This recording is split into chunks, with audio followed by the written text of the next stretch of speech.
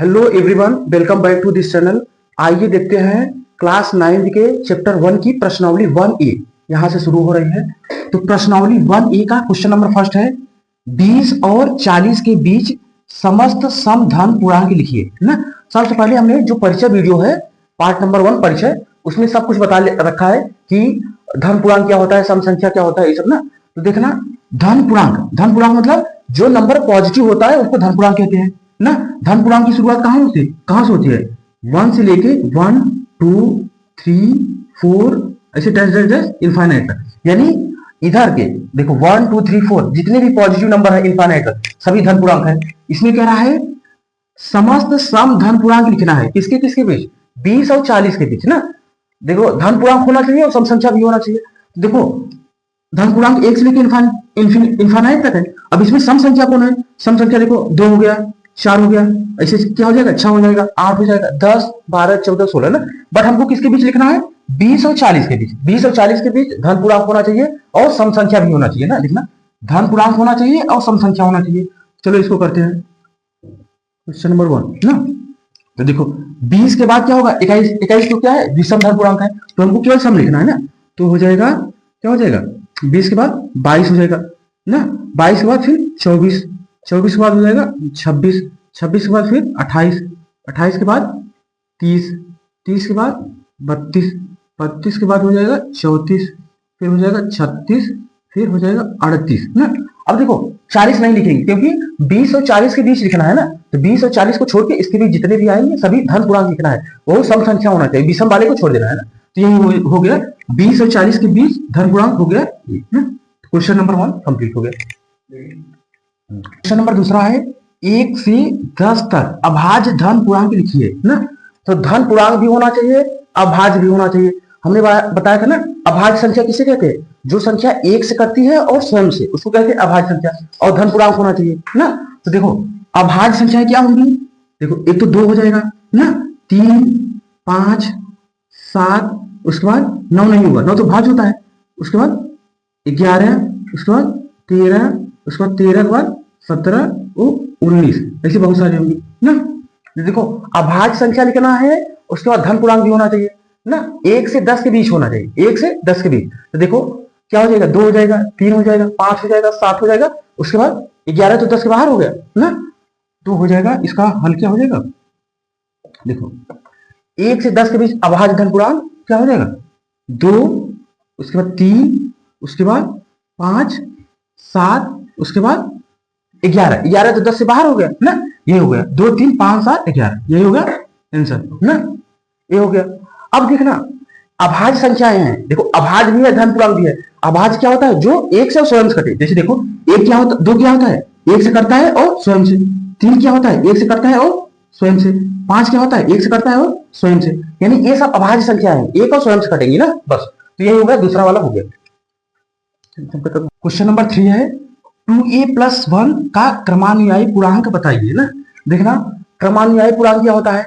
क्रमानुयायी पूर्णांक का मतलब क्रम में आया हुआ पूर्णांक। जैसे देखना 1 2 3 4 5, ये सभी जो नंबर लिखे जाते हैं ना, एक क्रमानुयायी पूर्णांक कहलाते हैं। जैसे देखो 1 का क्रमानुयायी पूर्णांक क्या होगा? 2, 2 का क्रमानुयायी पूर्णांक 3, 3 का 4। एक ऐसे बने हैं, देखो 1 में 1 जुड़ा है, 1 में 1 जोड़ने पे 2 बन गया, 2 में 1 जोड़ने पे 3 बन गया, 3 में 1 जोड़ने पे 4, 4 में 1 जोड़ने पे 5।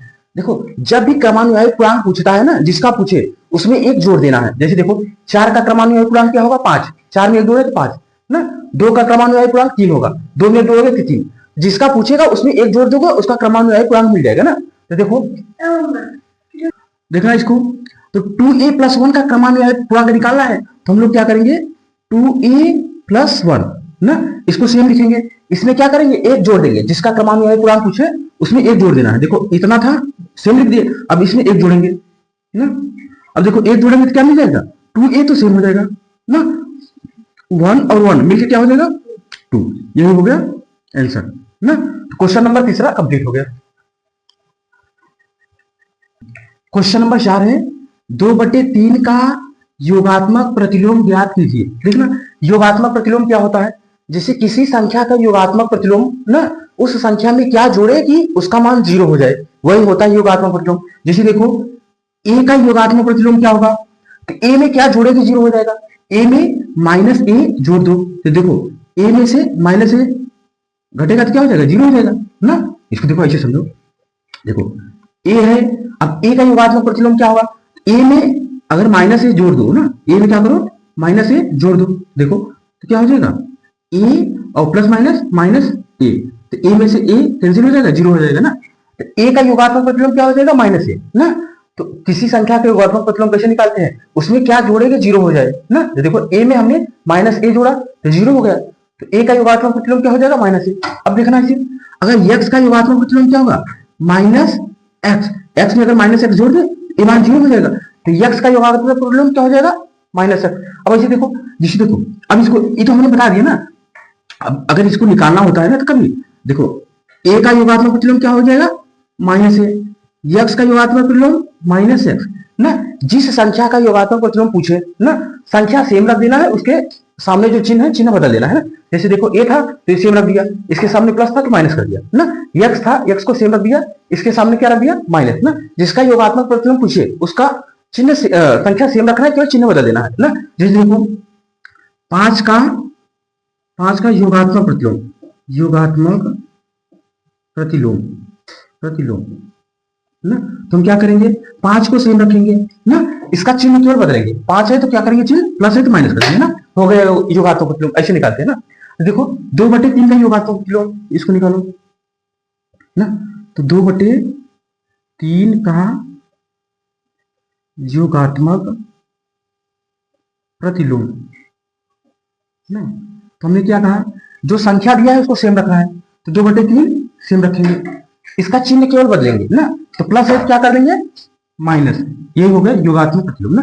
किसी संख्या का योगात्मक प्रतिलोम क्या होता है, संख्या को सेम रखना है, केवल उसका चिन्ह बदल देना है ना, हो गया आंसर ना। क्वेश्चन नंबर 4 कंप्लीट हो गया। क्वेश्चन नंबर 5 है, -5 का गुणात्मक प्रतिलोम लिखिए। अब देखना गुणात्मक प्रतिलोम क्या होता है ना, किसी संख्या का गुणात्मक प्रतिलोम ना, कि उस संख्या में क्या गुणा करे कि उसका मान 1 हो जाए। जैसे देखो अगर 1 का गुणात्मक प्रतिलोम निकालना है, इसका क्या हो जाएगा, इस संख्या में अगर हम लोग 1/a से गुणा करें तो इसका मान कितना हो जाएगा, 1 हो जाएगा ना, क्योंकि 1 से 1 कैंसिल हो जाएगा, ये 1 आ जाएगा ना। तो a का गुणात्मक प्रतिलोम क्या हो जाएगा, 1/a ना, यही होता है कंसेप्ट। अब देखो जैसे देखो अगर 2 का गुणात्मक प्रतिलोम ना, तो हमने कहा जिसका गुणात्मक प्रतिलोम पूछे उसको केवल बटे में लिख दो ना, तो 2 का गुणात्मक प्रतिलोम क्या हो जाएगा, 1/2 ना। ये देखो अगर -7 होता, -7 का गुणात्मक प्रतिलोम, तो क्या करते हैं इस संख्या को चिन्ह सहित बटे में लिख दो ना, 1/-7। समझ में आ गया ना। अब ऐसे करना है, देखो तो इसको हम लोग हल करेंगे, -5 ना, -5 का गुणात्मक प्रतिलोम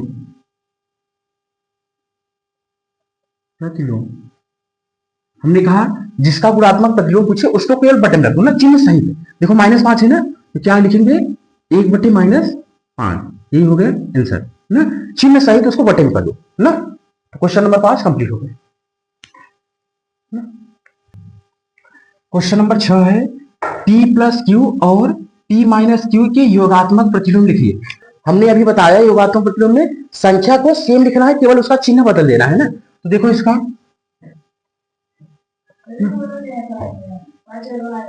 अच्छा ना, तो देखो p+q ना का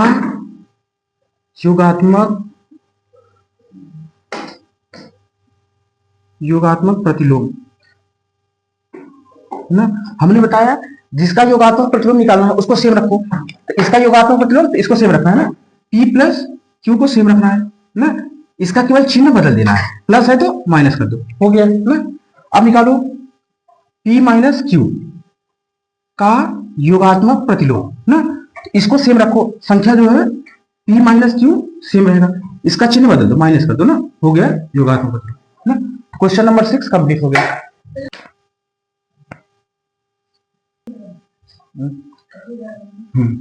क्वेश्चन नंबर 7 है, x के किस मान के लिए 5 इंटू ब्रैकेट में 3 इंटू 2 इक्वल 5 इंटू 3 ब्रैकेट में इंटू एक्स, कथन सत्य है ना।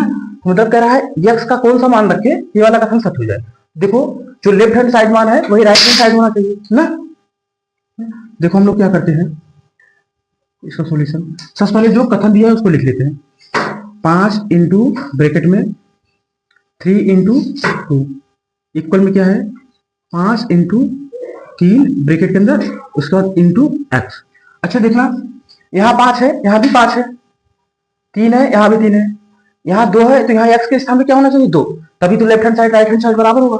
एक तो हम लोग ऐसे चेक कर सकते हैं ना, एक्स के स्थान पे क्या होना चाहिए एक्स बराबर 2 ना, एक्स बराबर 2 के लिए कथन सत्य होगा ना। एक तो ये तरीका है। अब दूसरा तरीका क्या है देख लो इसको ना, क्योंकि देखो left hand side right hand side में मान बराबर होंगे तभी तो सही होगा।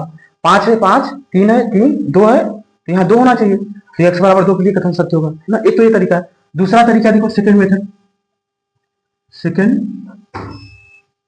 मेथड, देखो जो कथन है सेम लिख लो। 5 इंटू ब्रैकेट में 3 इंटू 2 इक्वल 5 इंटू 3 ब्रैकेट में उसके बाद इंटू में क्या है एक्स ना।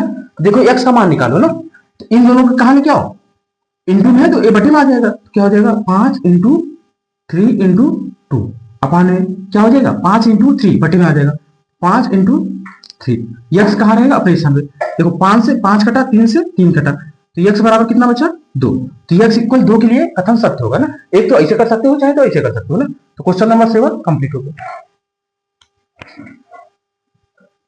क्वेश्चन नंबर 8 है पूर्णांकों में ऐसी कौन सी संख्या है जो स्वयं की योज्य प्रतिलोम होती है ना। इसके पहले योज्य प्रतिलोम देख लेना क्या होता है। योज्य प्रतिलोम कहो या फिर योगात्मक प्रतिलोम, या फिर योगात्मक प्रतिलोम, दोनों एक ही बात हुआ ना। प्रतिलोम चाहे योज्य प्रतिलोम कहो चाहे योगात्मक प्रतिलोम ना, दोनों एक ही बात हुआ।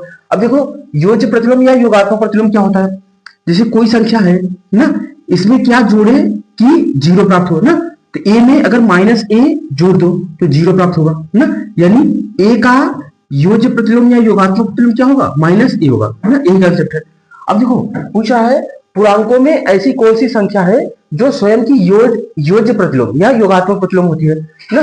देखो इसका आंसर हो जाएगा कि देखो 0 एक ऐसा पूर्णांक है। देखो 0 में अगर 0 जोड़ोगे तो क्या प्राप्त होगा 0 ही प्राप्त होगा, यानी 0 का जो योज्य प्रतिलोम है वो 0 ही होता है ना, तो 0 का योज्य प्रतिलोम 0 ही होता है। तो कह सकते हैं पूर्णांकों में शून्य ना, पूर्णांकों में 0 एक ऐसी संख्या है, 0 कहो या फिर 0 ना, 0 या फिर 0 एक ऐसी संख्या है जो स्वयं का योज्य प्रतिलोम होता है ना, क्योंकि 0 में 0 जोड़ोगे 0 ही प्राप्त होगा, या फिर 0 में देखो 0 है 0 इसमें घटाओगे तो 0 ही प्राप्त होगा। तो हमने देख लिया कि 0 एक ऐसी संख्या है जो स्वयं का योज्य प्रतिलोम होता है।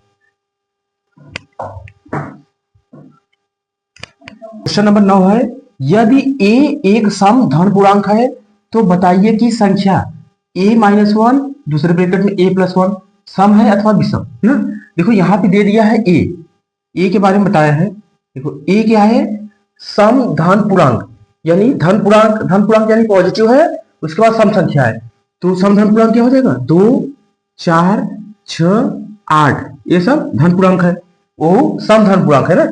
उसके बाद बताना है ये जो संख्या दिया है सम है विषम ना, तो संख्या क्या दे रखा है, संख्या दे रखा है पहले ब्रैकेट में a-1 और दूसरे ब्रैकेट में a+1, इसको चेक करना है सम है कि विषम। देखो अब देखना कोई भी संख्या इसमें उठा लो ना, चाहे 2 उठा लो 4 6 8 कोई भी संख्या उठा के चेक करो, देखो सम है विषम ना।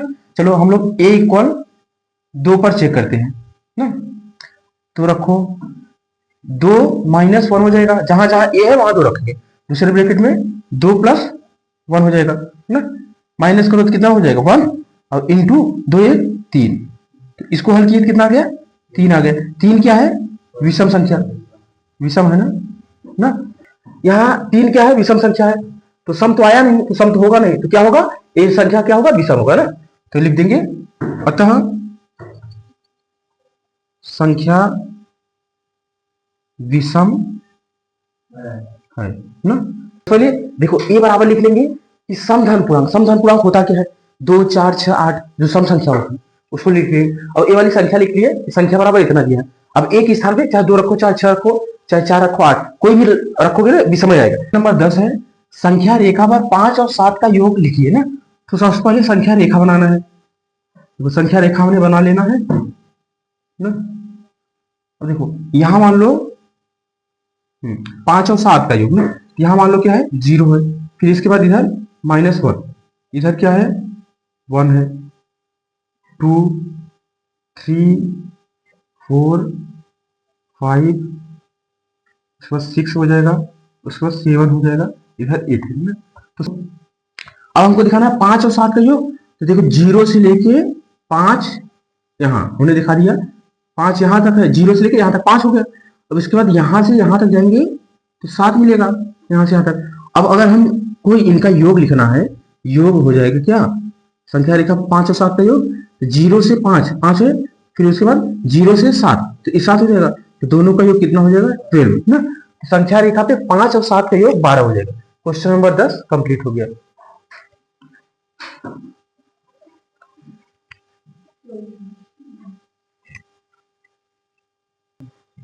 क्वेश्चन नंबर 11 है निम्नलिखित कथनों में से कौन से कथन सत्य अथवा असत्य है। इसमें हम लोगों को देखना है कि सत्य असत्य कौन सा है ना। तो जैसे ए नंबर है, दो धन अभाज्य पूर्णांकों का गुणन सदैव अभाज्य होता है।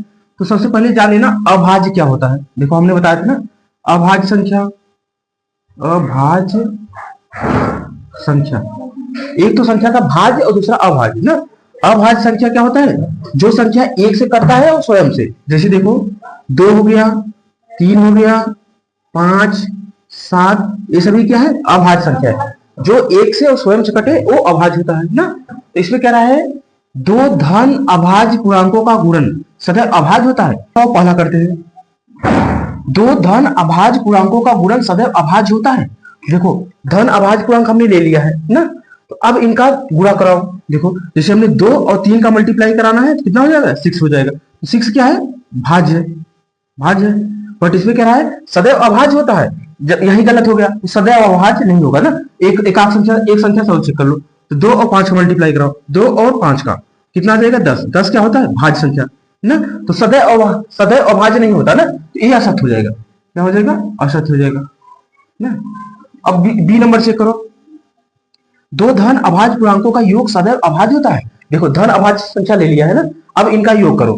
जैसे हमको 2 और 3 ना, जैसे देखो धन अभाज्य संख्या हमने 2 ले लिया और 3 ले लिया, इनका योग किया तो 5 आ गया। 5 क्या है अभाज्य संख्या, यहां तक तो सही है ना।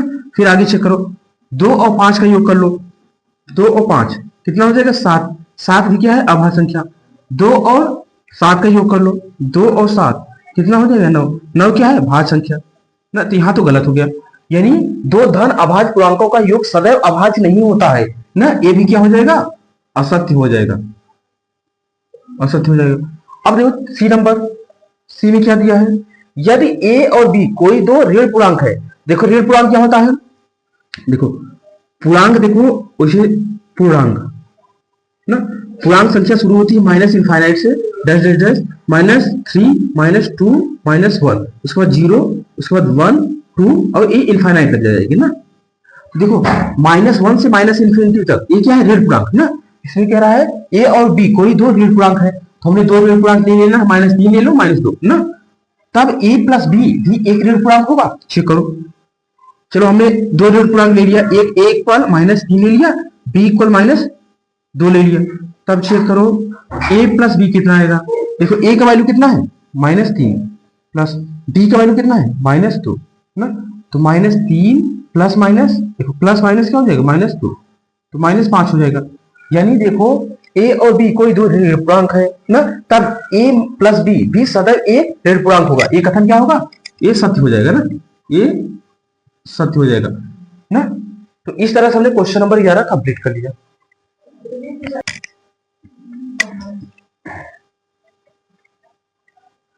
क्वेश्चन नंबर 12 है, यदि a एक धन पूर्णांक है तो दिखाइए कि संख्या a ब्रैकेट में a+1, अगले ब्रैकेट में a+2, अगले ब्रैकेट में a+3 संख्या 24 से पूर्णतः विभाजित होगी। यानी a एक धन पूर्णांक है, उसके बाद इस संख्या को चेक करना है कि 24 से विभाज्य है कि नहीं। चलो सबसे पहले लिख लेते हैं सोल्यूशन इसका। देखो a दिया है, a बराबर दे रखा है कि एक धन पूर्णांक है। देखो धन पूर्णांक क्या होता है ना, धन पूर्णांक मतलब पॉजिटिव होना चाहिए, एक से लेके अनंत तक, एक से लेकर अनंत तक जितनी भी पॉजिटिव संख्या है धन पूर्णांक। यानी a का मान है 1, 2, 3, 4, ऐसे कुछ भी ले सकते हो ना इनफाइनाइट तक, ये सभी है धन पूर्णांक ना। तो a हमने ले लिया। और फिर ये जो संख्या है इसको चेक करना है 24 से विभाजक नहीं। तो संख्या बराबर क्या दिया है, संख्या बराबर दे रखा है a है ब्रैकेट में a+1, अगले ब्रैकेट में a+2, अगले ब्रैकेट में a+3 ना। अब देखो a का मान, जो a का मान है ना, a का मान कुछ भी रखो, a का मान 1 ले सकते हो, 2 ले सकते हो, 3 लो, 4 लो ना। अगर a इक्वल 1 के लिए सत्य होगा तो 2 के लिए भी सत्य होगा, 3 के लिए, सभी के लिए सत्य होगा, चाहे जो वैल्यू उठा लो ना। चलो हम लोग a इक्वल 2 ले लेते हैं ना, कुछ भी ले सकते हो, 1 लो, 2 लो, 3 लो, 4, 5, 6, 7, 8 कुछ भी ले लो ना। हम लोग a इक्वल 2 ले लेते हैं। a इक्वल 2 पर चेक करते हैं कि 24 से विभाज्य नहीं। अगर a इक्वल 2 पे 24 से विभाज्य होगा, सभी पे विभाज्य होगा ना। तो a इक्वल 2 लेना, जहां जहां a है वहां 2 रखेंगे ना। तो यहाँ पे हमने 2 रख दिया, ब्रैकेट में 2+1 हो गया, अगले ब्रैकेट में 2+2, अगले ब्रैकेट में 2+3। अब इसको हल करो, 2 इंटू 2 और 1 3 हो जाएगा, इंटू 4 हो जाएगा, और 5 सॉरी इंटू 5 ना। अब मल्टीप्लाई करेंगे, 2 3 6, 6 6 24, 24 5 120, 120। अब देखो 120 को काट दो, 24 का भाग दे दो 120 में, क्योंकि 24 से पूर्णतः विभाजित है नहीं, 120 में 24 का भाग दे दो ना। तो 24 5 120 हो जाएगा, यानी पूरी तरह कट गया ना। तो कह सकते हैं कि 24 से पूर्णतः विभाजित होगी ना। लिख देंगे, अतः संख्या 24 से पूर्णतया विभाजित होगी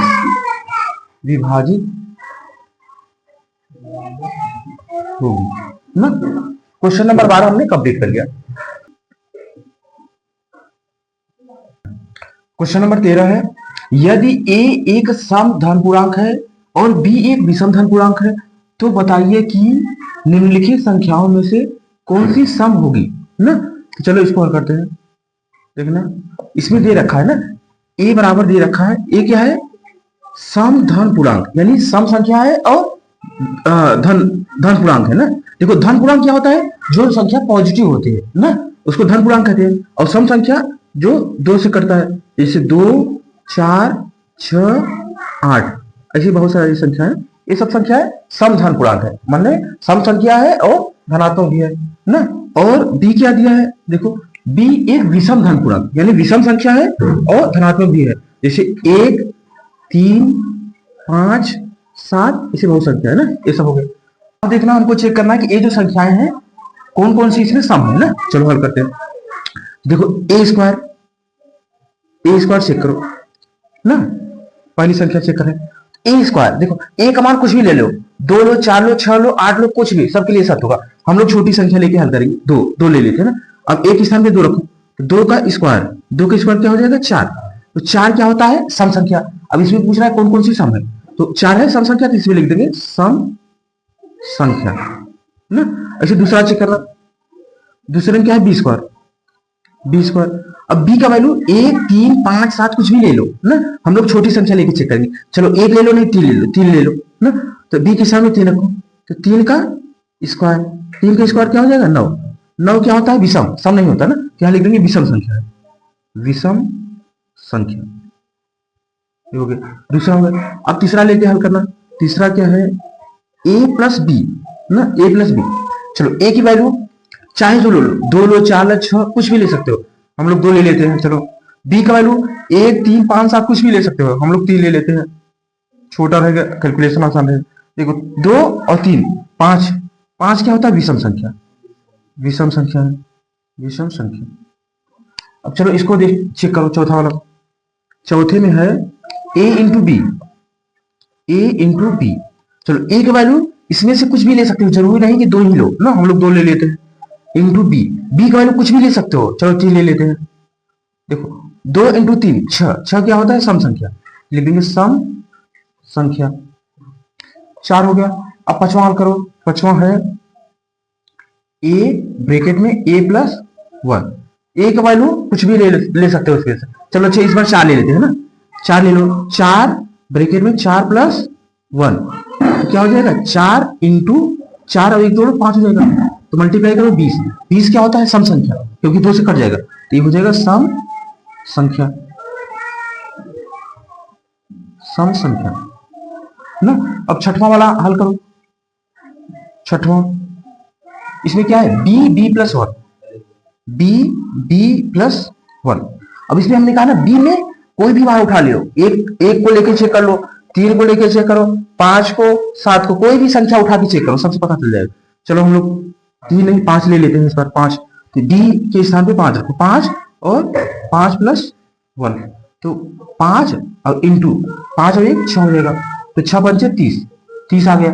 30 यानी सम संख्या, सम संख्या ना। इसमें सम संख्या कौन कौन मिला है? सम संख्या है, उसके बाद इधर सम संख्या है, सम संख्या तो सम संख्या ना। तो हमने क्वेश्चन नंबर 13 हल कर लिया। देखना क्वेश्चन नंबर 14 है, धन पूर्णांकों के किन गुणधर्मों के अंतर्गत निम्नलिखित कथन सत्य है ना। कह रहा है कि ए जो ए दिया है, बी दिया है, सी डी, इसमें चेक करना। एक हमने देखा है वितरण या बंटन नियम क्या होता है। देखो ए इंटू बी प्लस सी है, तो इसको क्या लिख सकते हैं? इक्वल में लिख सकते हैं ए इंटू बी पहले ब्रैकेट में प्लस ए इंटू सी दूसरे ब्रैकेट में, क्योंकि देखो इसका मल्टीप्लाई करोगे तो ए भी हो जाएगा, फिर इसका इसमें मल्टीप्लाई करेंगे तो ए सी हो जाएगा ना। तो इसको कहते हैं वितरण, वितरण नियम ना। तो योग की क्रिया में गुणा का वितरण नियम है। देखो सेम टू सेम, ये जो पहला है सेम टू सेम ऐसे दिखा है ना, 3 इंटू ब्रैकेट में 8 प्लस 7 है, तो इसका इसमें मल्टीप्लाई कर दिया तो क्या हो गया? 3 इंटू 8 हो गया, और इसका इसके साथ किए 3 इंटू 7 हो गया।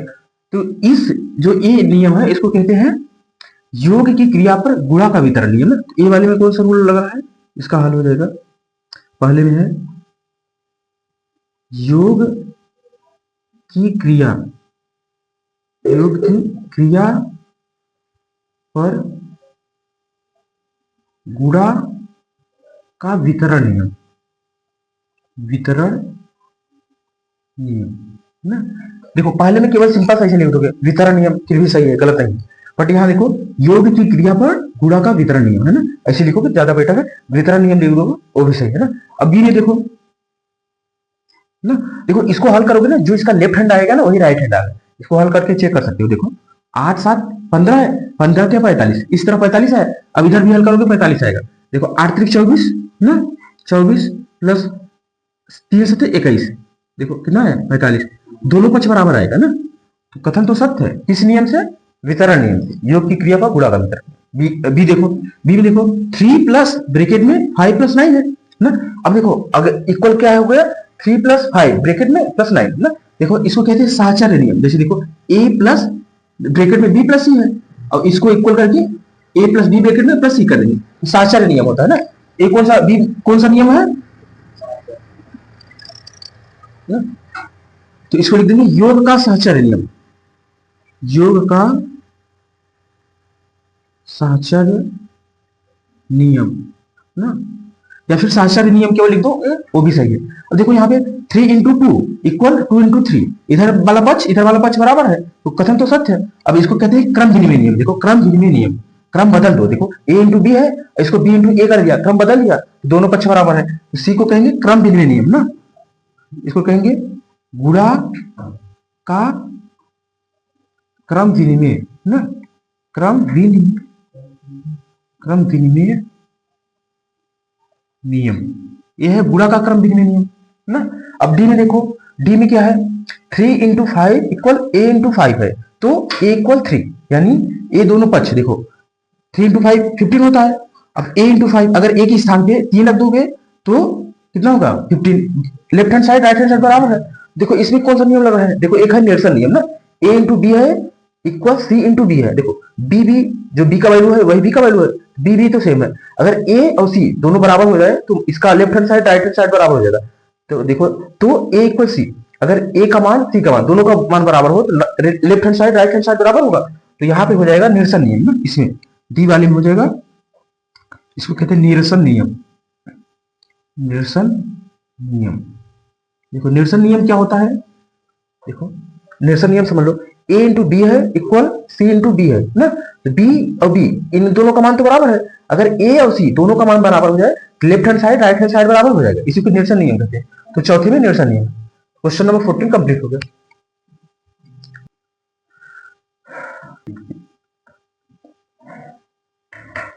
क्वेश्चन नंबर 15 है, संख्या रेखा पर -5, -2, 0, 1, 2, 5 को दर्शाइए ना। तो इनको संख्या रेखा दिखाना है।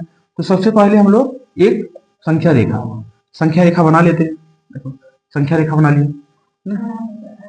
अब देखो यहाँ पे दिखा लेना कि यहाँ पे क्या है, 0 है, उसके बाद -1, -2, -3, -4, इसको और आगे बढ़ा लो, -4 हो गया, -5 ना, ये हो गया।